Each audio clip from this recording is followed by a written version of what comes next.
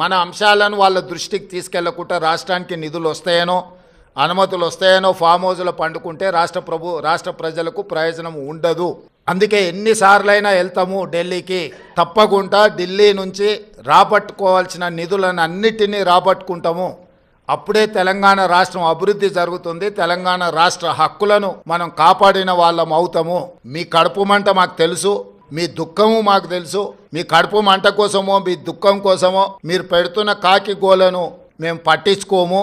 మీలాంటి వాళ్ళను అలా అరుస్తుంటే మాకు ఒక రకంగా ఉత్సాహం వస్తుంది. ఎందుకు అని అంటే మీ బాధ మీ దుఃఖం చూస్తుంటే మా కార్యకర్తలు సంతోషపడతారు. 10 సంవత్సరాలు మా కార్యకర్తల్ని వేధించుక తిని అక్రమ కేసులు పెట్టి ఈరోజు మీరు పడుతున్న క్షోభం చూస్తే, తెలంగాణ రాష్ట్రం అభివృద్ధి ఎక్కడ జరుగుతుందో అని అడ్డం పడేదాన్ని చూస్తే అప్పుడప్పుడు కోపం కూడా వస్తుంది.